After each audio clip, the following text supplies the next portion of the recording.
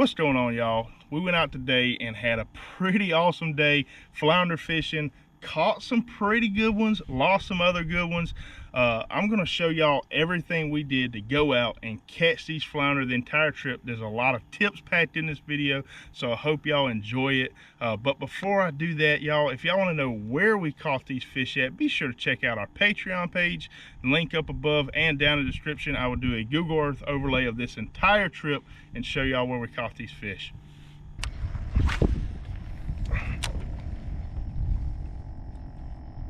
There he is. Woo! That's gonna be a redfish. That's gonna be a redfish. Oh well. We are looking for flounder, but ooh, he's coming at me. He's coming at me. Coming at me fast. Man. Oh, don't go up under my boat. Yeah.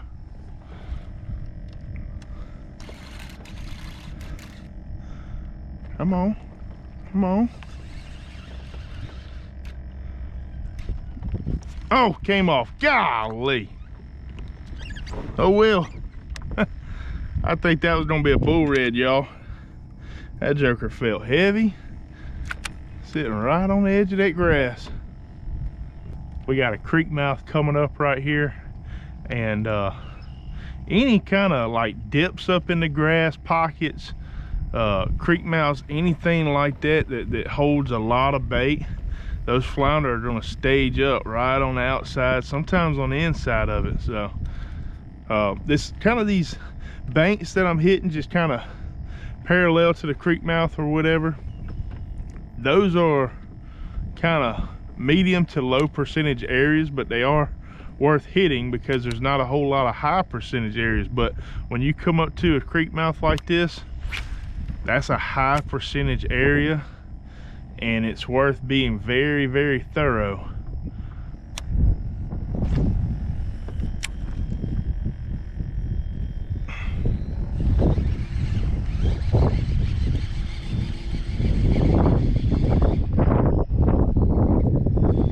There he is. Y'all, I thought I was snagged the whole time. The whole time I thought I was snagged. And that flounder was sitting right in the back of that creek mouth. Oh my God. Is that incredible? I didn't say anything. I threw up against that grass, thought I was snagged, reeled all the way back to the boat, and it started fighting. Incredible. So needless to say, these creek mouths, like I said, they're very high percentage areas. Let's see if I can't get some grips on this guy.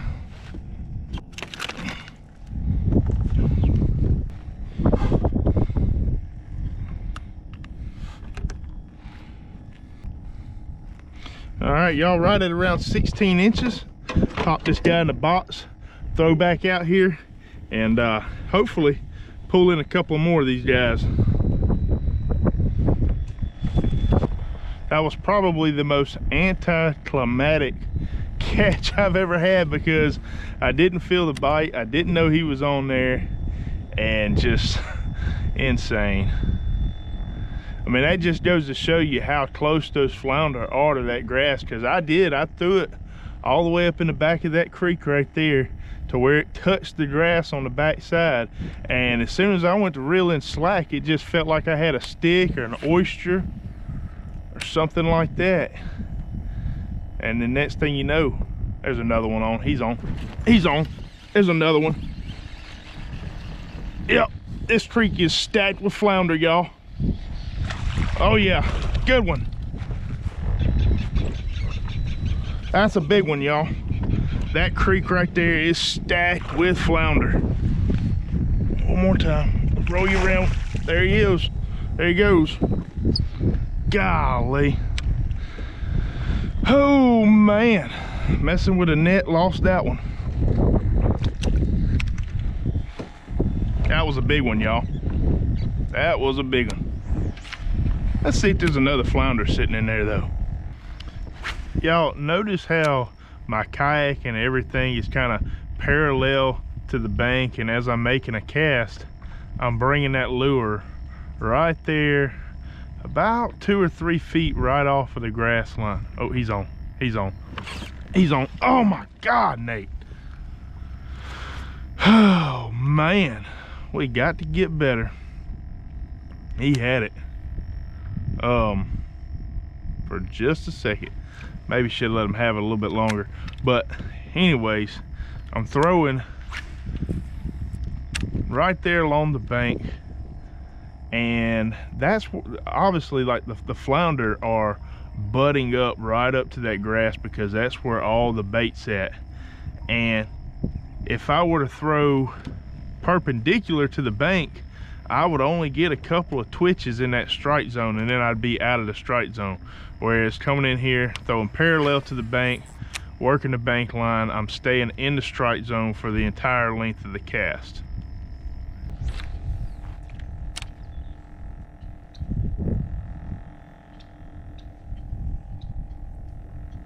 He's on. He's on. He's on. Yep, big one. Big one. Oh my God, it's a giant, y'all. Come on. Come on. Woo, hoo, hoo, hoo, what a flounder. Yeah. Sit right in that creek mouth, y'all.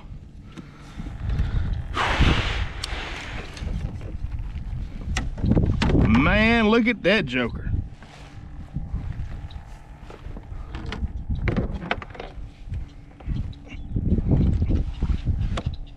Oh my God, at the teeth in this mother joker's mouth. All right, let's get out of this grass. I gotta go 18, I think.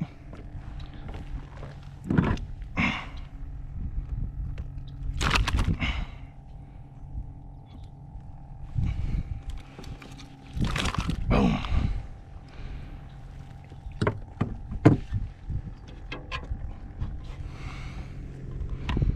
Oh yeah. Yep. You're gonna go right at 18 and a half. 18 and a half, y'all. Man, look at that big, beautiful guy. All right. See if we can't ease up to this creek mouth. Flip back in there and see if there's another one.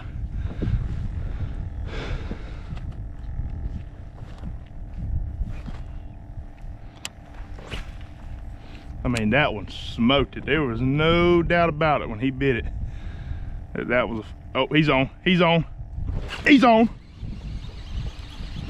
They're stacked in this creek mouth too. Another good one. Come on. Come on.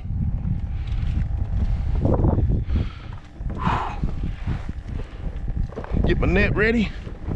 Y'all, this is crazy, man.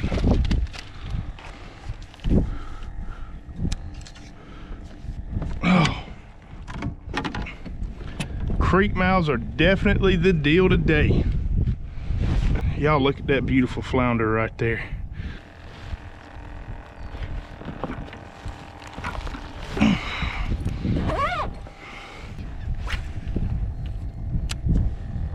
What's the Alabama limit now? 10. No, it was 10. They changed it from 10 to 5, I think, which is a definite good thing. He's on. Oh my God. Come on. Come on. That's a freaking hoss. Y'all, this creek mouth is crazy. Oh.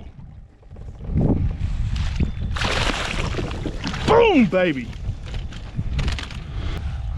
Y'all, I'm telling you, man, they're just stacked in that creek mouth right now. But creek mouths are the deal today, which is kind of surprising to me because we do have an incoming tide. And typically your creek mouths are going to be on fire at the start of your outgoing tides. But, you know, sometimes fish do things and there's really no rhyme or reason to it. You just pick up a pattern and go with it. And that's what we're doing today. Just throwing a gulp 4-inch that needs to be swapped out because that thing chewed it up. Gulp 4-inch grub, pearl white. Pearl white is my go-to color. There's a lot of people that use chartreuse, pink, this, that, and the other. Pearl white is about the only color I'll throw in it, but paired up with an eye strike 1/4 ounce short shank jig head. These are the trout eyes. The redfish eye jig heads are long shank. So that's pretty much the deal, y'all.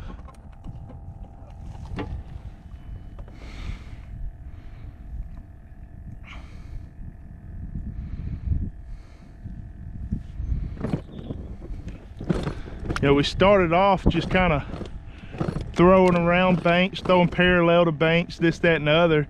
And once we found them kind of stacked up in one creek mouth, and we lost a couple of flounder that were, you know, sitting around the grass lines parallel along the creek channels, and we lost those, couldn't catch them. But come across that creek mouth and caught 2 out of it, and that's kind of just the deal now. Hooked 2 rather, caught 1, lost 1, then came into this one and have pulled 3 out of it so far. When I'm working this gulp, or really any kind of lure that I'm working for flounder, I like to throw it in there, twitch it, reel down my slack, twitch up, reel down my slack, and that's kind of the deal. Just twitching up, reeling down, making sure I'm bumping along the bottom the entire time.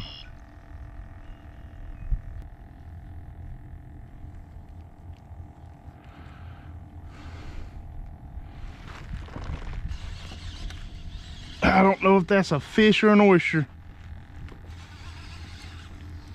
That's a fish. That's gonna be a flounder. Golly, we got our 5th. Nope, we lost our 5th. Golly.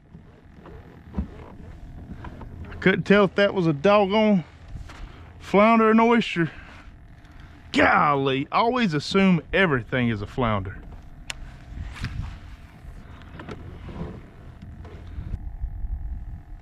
He's on. I'm sorry. Golly. Boy, I scared the hell out of that trout, didn't I? Yoked him out the water. Golly.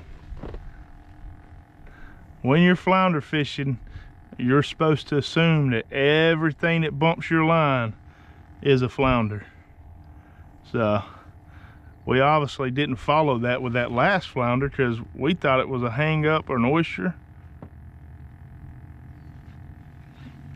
Now, I can tell the difference between a croaker, but a solid bite from a trout, redfish, you feel something clamp down on that lure? Yep.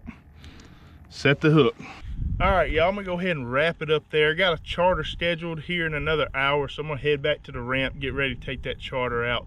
Y'all, if y'all want to know where we're at, where we're catching these flounder, be sure to check out our Patreon, y'all. The link is down in the description. But I hope y'all enjoyed the video. I hope there was a lot of helpful information, tips in here to help y'all get out there, do the same thing, put some flounder in the boat, and yeah. If y'all liked the video, hit that like button, comment with any questions, subscribe if you haven't already. We'll see y'all next time.